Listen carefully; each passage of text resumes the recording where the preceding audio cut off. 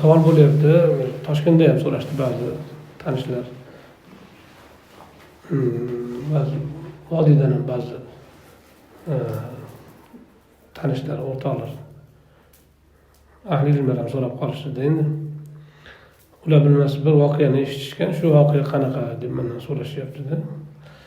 Ba'zilari menga yangilik qilib hikoya qilib beryapti. U nima desangiz, Ibrohimjon domla Alloh rahmat qilsin, yaqinda vafot etdilar. Ustozlarimizdan u kishi Misrga borganlarida bo'lgan bir voqeani aytib berishdi. U kishi aytgan ekanlarki, u hikoyada aytilishdi. Aytgan ekanlarki, Misrga borganda o'sha o'zbek talabalarga uyda shogirdlari bor. Eng katta shayxingni ro'par qil menga. Savollarim bor. Debdilar. Keyin ro'para qilishibdi. Ba'zilar o'sha Shayx Ali Jumi ekan deb aytishyapti. Keyin u kishi savollarni berdilar, fiqhdan, boshqadan. Savollarni bersalar, u kishi javob bera olmabdi. Bilmayman debdi. Yana bitta savol bor, bilmayman debdi. Ular yoki savol bergan javobini bera olmagan ular. Shunda u kishi keyin mana ular shogirdlarim kelib sizda o'qiyapti-yu. Ular o'zini oldindan qosuvni qadri yo'q-da deb aytibdi endi.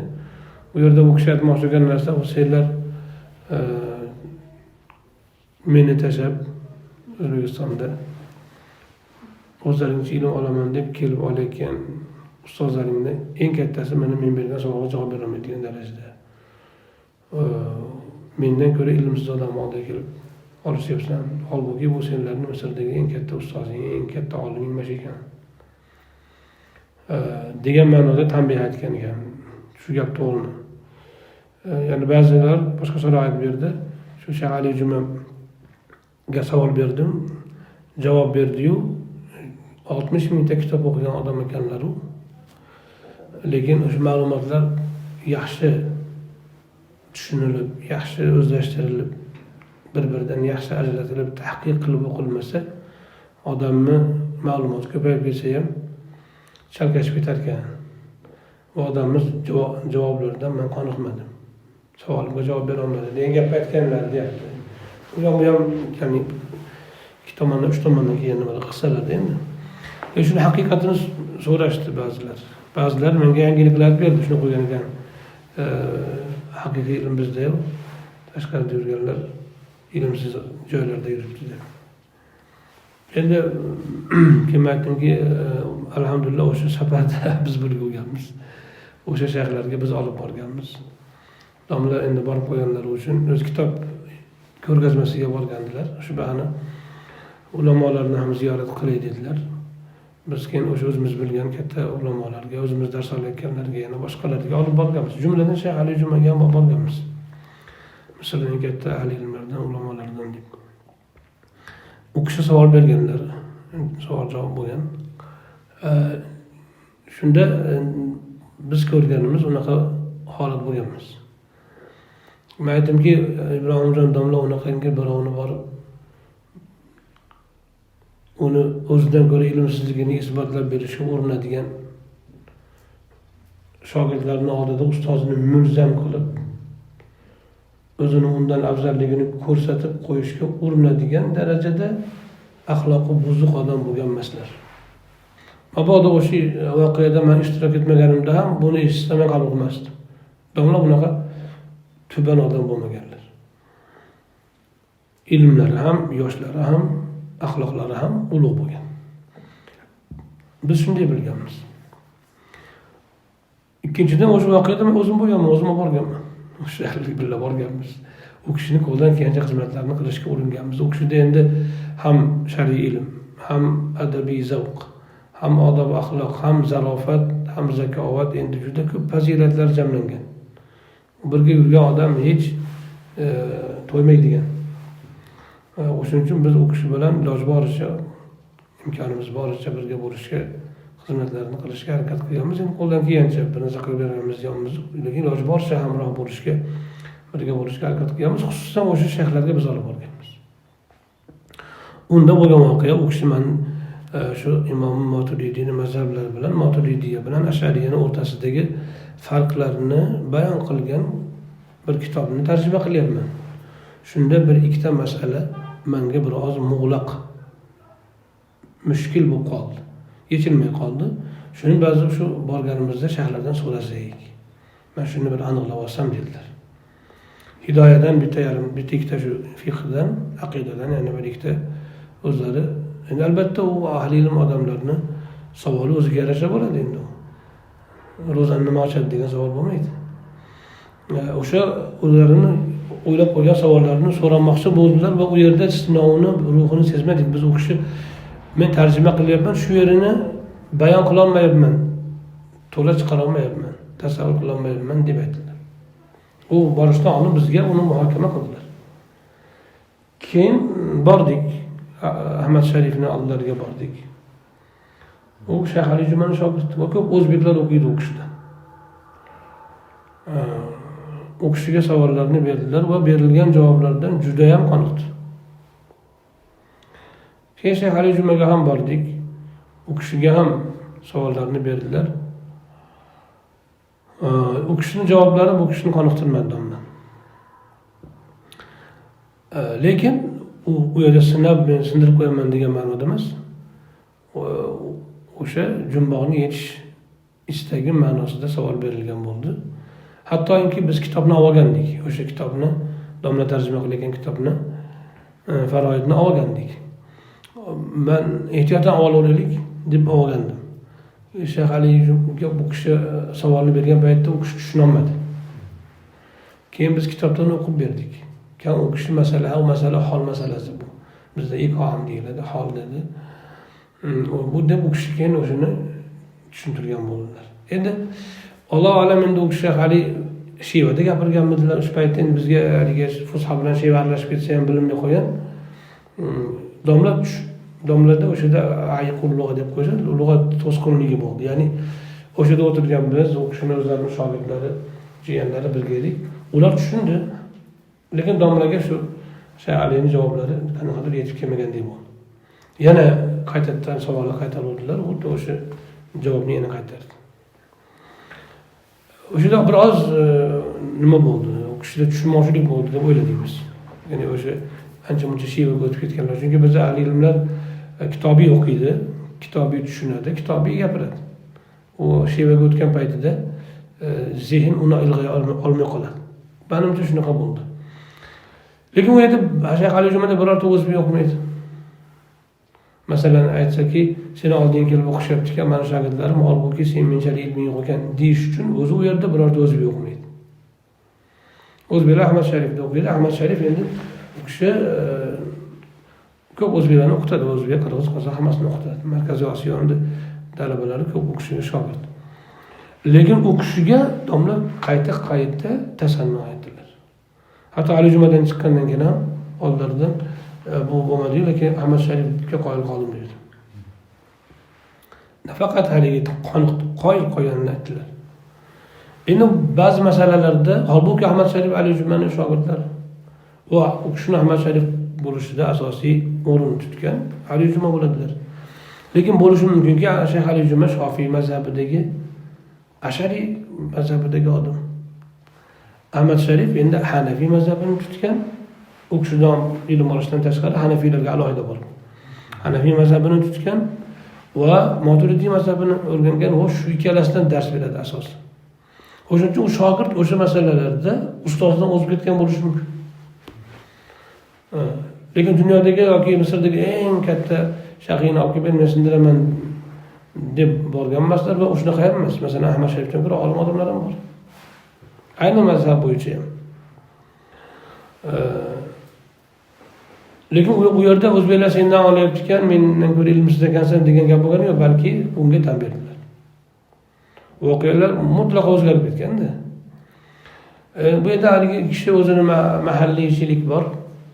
O'zini yurtidan chiqqan non yoqadi, sizga ko'proq o'zingiz noningiz, o'zingizni oshingiz ko'proq yoqadi, o'zingizni olimingiz ko'proq yoqishi bu tabiiy, ko'nikma shunday bo'lgan. Bu yomon narsa emas. Ammo bu yolg'onga olib borsa, birovlarni kamsitishga olib borsa, yoki domlaning haqlarida maqtov deyman deb mazammat o'qishini dashnom, bu o'qishni axloqini buzuq degani bu. Domlarni maqtayman deb o'qishini sha'niga tuhmat va axloqini buzuq qilib ko'rsatish bo'lsa, bu bo'lmaydi. Bu mumkin emas bu. Biz o'sha yerda birga bo'lganmiz, hamma savol javoblarda birga bo'ldik. Hammasini tirik guvohimiz, mendan boshqalar ham bor edi. Mutlaqo noga bo'lganmiz. Endi bu yerdagilar o'sha domlarni maqtayman deb vafotlaridan keyin odatda inson vafotidan keyin ko'proq ulug'lashga odamlar rag'bat qilib qoladi. Tahonaga aytganlaridek, tirigingda alayhillarni deyishadi, o'lsang rahimahulloh 50 yildan keyin qudsa sirruhu deyishadi deganlar. Odamlar shunaqa ba'zidan ko'tar qilaman deb yolg'on bo'lib ketib qolishadi. Bu noto'g'ri emas. Shu yerda men bitta nuqtani aytib qo'ymoqchiman. Bundan boshqa men buni sizlarga bu yerda savol bo'lganda aytib berganim boisi, aytib berishimdan maqsad albatta bu hikoyani qaytarib joyiga qo'yib qo'yish yoki Ibrohimjon domlani o'sha aytgan so'zlarini boshini haqiqatini aytish yoki Misrdagi ahli ilmlarni himoya qilish emas faqat. Bu yerda asosiy biz aytmoqchi bo'lgan narsa kishilar naql qilishda va biror so'z aytishda har qanday o'rinda to'g'ri so'z bo'lishni o'rganishlari kerak. Sizning hissiyotlaringiz, ehtiroslaringiz yoki qanaqadir ko'nikmangiz yoki qanaqadir istaklaringiz voqeani o'zgartirishga olib kelmasligi kerak. Bu yolg'on bo'ladi. Hatto balog'atda mubolag'a mumkin. Masalan, boshim osmonga deysiz, boshingiz bo'yningiz cho'zilgan bo'lmaydi o'zi. O'ta ham xursand bo'lganingizni aytmoqchi bo'lasiz. Ba'zan mubolag'a bo'ladi. Birovni oy yuz deydi, bu oy bu deysiz, bu gul bu deysiz misol uchun. Biroz mubolag'a bu she'r deysiz bir odam. Bu mubolag'a uchun o'xshatish va hokazolar bor, lekin uning sharti shuki, haqiqatni, mohiyatni o'zgartirib qo'ymaslik kerak. Tushundingizmi? Siz yashilni yam-yashil deyishingiz mumkin mubolag'a uchun. Lekin to'q yashil demasligingiz kerak. Qoramtir. Yashil oddiy yashilni yam-yashil deyish mumkin mubolag'a qilib ozgina. Uni lekin qoramtir yashil darajasiga ko'tarib maqtamas. Chunki eshituvchining tasavvuri agar voqeadan boshqa narsani hosil qiladigan bo'lsa yolg'on bo'ladi. Hatto adabiyotda ham mubolag'ada chegara shu. Mubolag'a qilishingiz mumkin, bir oz bo'lib turishingiz mumkin, ta'sirliroq bo'lishi uchun, lekin sharti shuki, tinglovchining tasavvuri boshqa haqiqatga o'tib ketmasligi kerak, boshqa mohiyatga aylanib ketmasligi. Alloh taolo Qur'oni Karimda aytgan umumiy qoida bor. Ahzob surasida A'udhu billahi minash shaytonir rojim ya ayyuhallazina amanu taqulloh va qulu qawlan sadida yuslih lakum a'malakum va yaghfir lakum dhunubakum. Ey iymon keltirganlar, Allohga taqvo qiling va to'g'ri so'z ayting. Ikkita buyruq. Taqvo qiling va to'g'ri so'z ayting. Javobi ikkita. Amallaringizni Alloh sizga isloh qilib beradi va gunohlaringizni mag'firat qiladi. Mana bunda taqvoning muqobilida mag'firat turadi. Taqvoning muqobilida kechiriladi kishi. Kishi agar Allohdan qo'rqib yashasa, hamma gunohni Alloh kechirib yuboradi. Qilgan ortida xatolardan kechirib boraveradi. Chunki u qilmayman deb qilib qo'yadi, taqvo egasi gunohga qasd qilmaydi. Qilmayman deb gunoh qilib qo'yadi, adashib qilib qo'yadi, unutib qilib qo'yadi. O'shuning uchun taqvo egasini tinimsiz kechiraveradi Alloh. Chunki u o'z gunoh qilmaslikka urinib yurgan odam. Mag'firat o'shuning muqobilida, mana amallaringizni isloh qilib beradi degani to'g'ri so'zni muqobili. To'g'ri so'z rost so'zdan ko'ra qiyinroq. Shuning uchun rost gapiring demagan, to'g'ri so'z ayting. Chunki rost so'z so'zlovchining o'zining nazdida aytayotgan so'zining voqeaga muvofiq kelishi. Soat necha bo'ldi desam, qarab 8 dedingiz. Haqiqatda 8 bo'lgan bo'lsa, so'zingiz rost bo'ladi, siz rostgo'y bo'lasiz. 8 deb o'ylab turib 8 deb aytsangiz. Mabodo xato ko'rgan bo'lsangiz-chi, 7 ni 8 ko'rgan bo'lsangiz-chi, baribir rostgo'y bo'lasiz. Chunki siz rost deb o'ylagan gapingiz aytyapsiz. Haq deb o'ylagan gapingiz aytyapsiz. Xato qilgansiz, lekin siz haq deb o'ylab aytyapsiz, rostgo'y bo'laverasiz. So'zingiz voqeaga xilof bo'lsa ham. Ammo to'g'ri so'zchi, u sizning nazdingizda to'g'ri bo'lishini o'zi kifoya qilmaydi. Balki haqiqatda to'g'ri bo'lishiga amin bo'lishingiz kerak. Bu ilm tasabbut, ya'ni isbotlash va aniqlashni talab qiladi. Shuning uchun rost gapiringni o'zi emas, to'g'ri gapiring degan. Qachonki kishilar to'g'ri gapirishga o'tsa, ana shunda amallarini Alloh isloh qilib beradi. Shuning uchun olib borilayotgan islohotlar, biz isloh qilyapmiz va hokazo degan gaplar ko'pincha samarasini ko'rmaysiz. Nimaga? Chunki so'zlar to'g'ri emas. Masalan, oddiy misol deylik,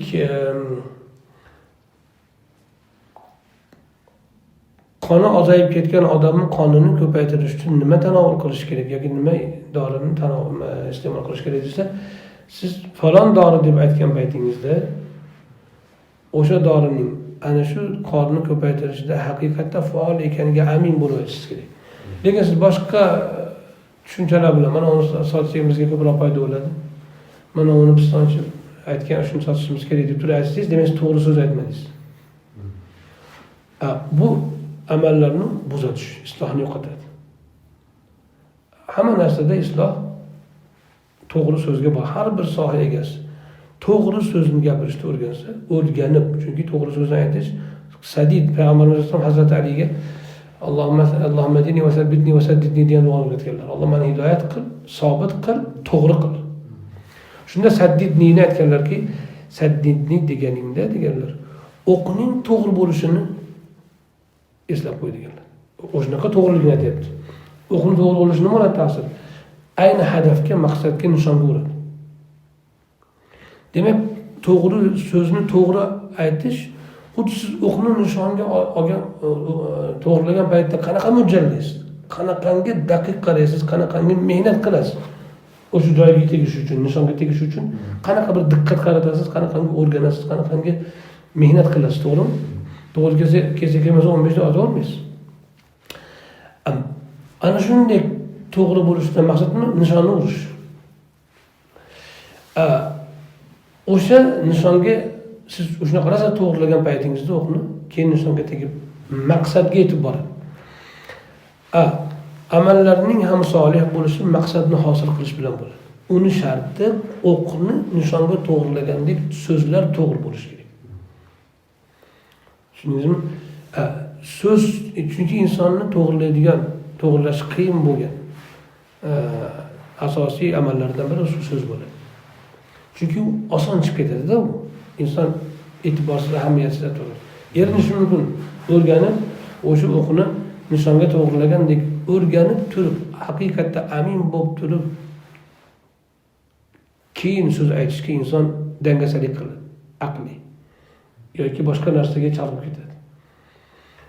Amallarning solih bo'lishi, amallarning isloh bo'lishi ayni to'g'ri so'zga bog'langan. Ikkita amr, ikkita uni javobi.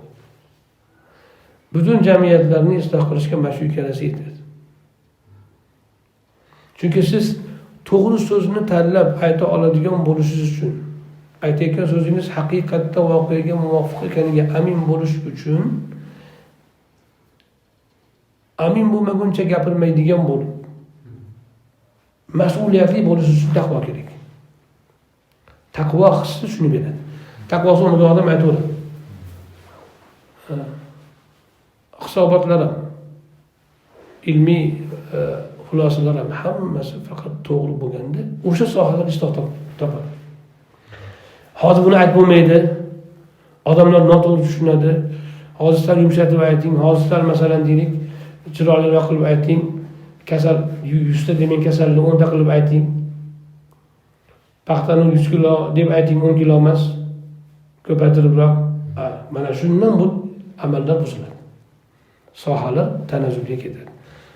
To'g'ri so'zni voqeaga muvofiq gapnigina aytishga o'rganish o'ta katta mas'uliyat. O'ta katta mas'uliyat. Mana shu sifatni hosil qilgan el albatta taraqqiy etadi dunyoda, oxiratda ham daraja oladi.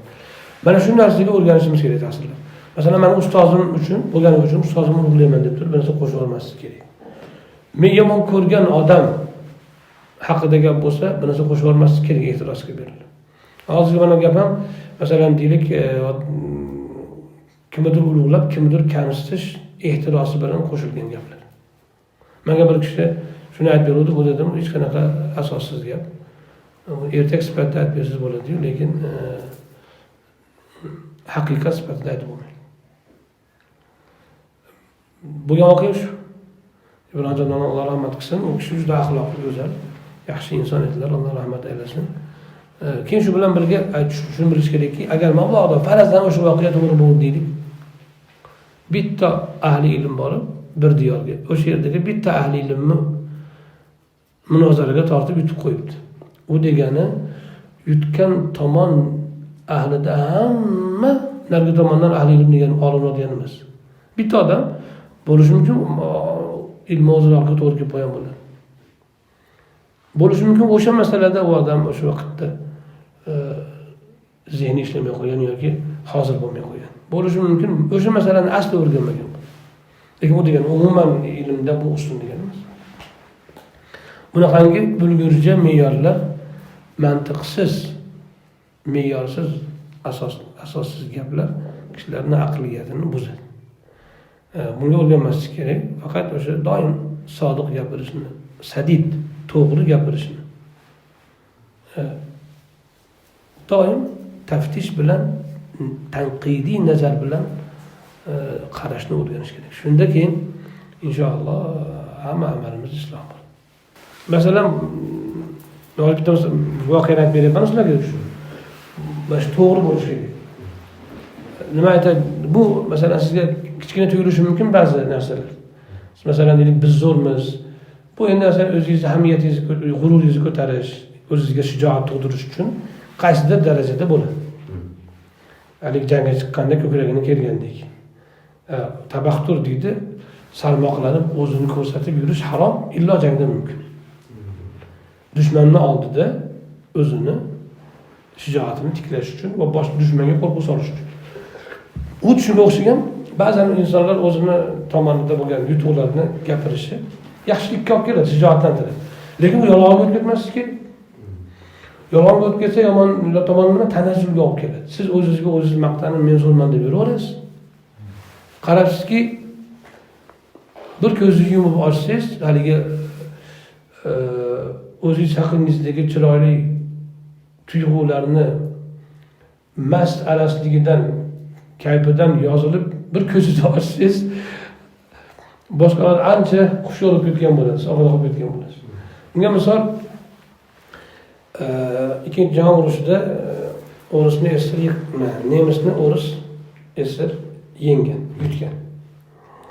Mustaqillik davrida, biz Markaziy Osiyo davlatlari mustaqil bo'lgan paytida jahonga ochilgan. Ungacha shu davrda, o'rta davrda 40-45 yil, 50 yil juda o'sha Sovet davlati yopiq bo'lgan. Hammaga o'qitilgan. Maktabda ham, televizorda ham, hamma joyda shu eng baxtli odam shu Sovet grajdani, Sovet kishisi eng baxtli odam dunyoda, eng farovon hayot bizda, eng katta taraqqiyot, eng katta eng sharoit, hamma baxt, saodat bizda. Hattoki tarixda ham bunaqa bo'lganmiz. Insoniyat maymundan bo'lgandan beri odam bo'lib yashayotgan mana bizlarmiz. Deydigan darajaga bordi. Maqtovni shuni qo'ydi. Oldingi davrdagilarni yomonlashgan. Hozirgi davrda ham o'zidan boshqa hammani yomonlagan. O'shuning uchun tashqariga chiqib kelgan odam ham tashqariga chiqarilmagan, o'da kam chiqqan odamlar. Chiqib kelgan odam ham kelib juda unaqa tashqarini maqtashga imkoni bo'lmagan. Yoqmagan. Yo'q, biz zo'rmiz deb o'qitgan hammaga.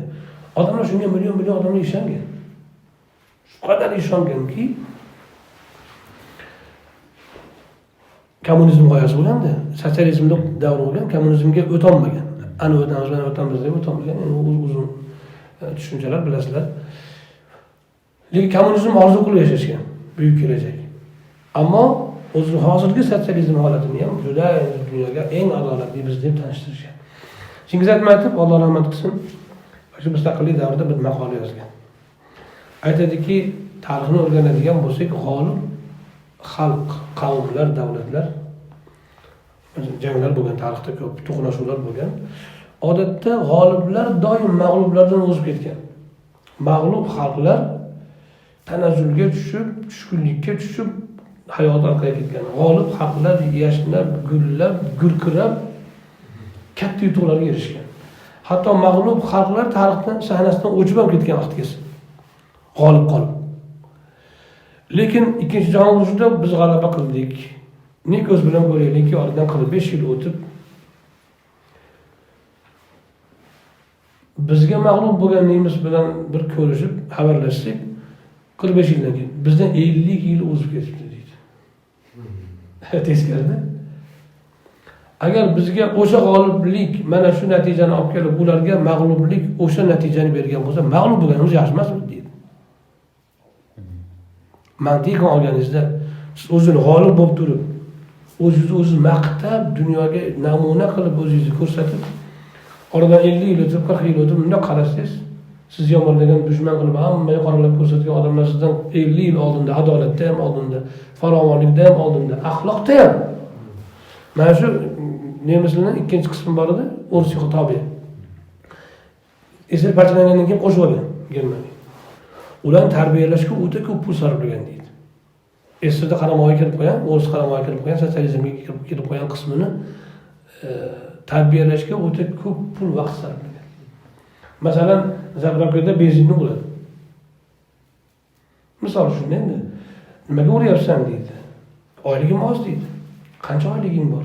Masalan $500. Misol uchun. Xo'p, qancha uryapsan? Ya'ni 500 uryapman. 1000 senga yetyaptimi? Ha, zo'r, 1000 yetyapti, yaxshi. Ha, bo'ldi, 1000 qilib beramiz. Urmaysan, kelishdikmi? Ha, bo'ldi, xo'p. Oylikni 1000 qilib beradi. 2 oylikka havolasa yana urayotgan bo'ladi. Nima bo'lsa 1,5 bo'lsa yaxshi ekan. Yana urayotgan bo'ladi. O'ta qiynalgan deydi. Mana shu darajada axloqiy tanazzul, iqtisodiy tanazzul,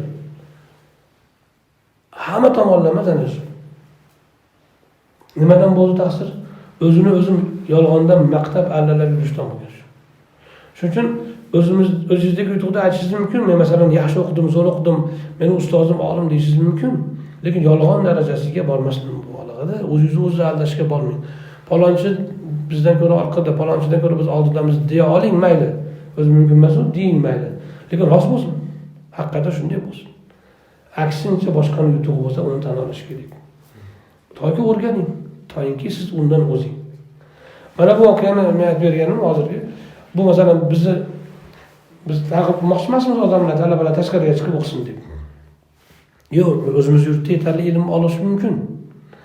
Lekin boshqani kamsitishga o'tmasin.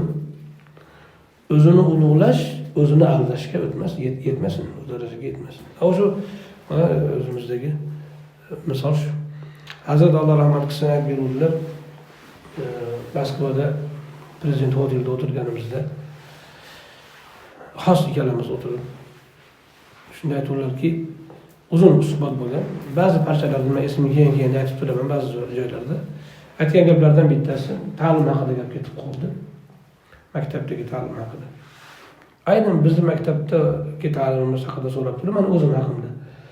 Keyin o'shundan kelib chiqib aytganlar.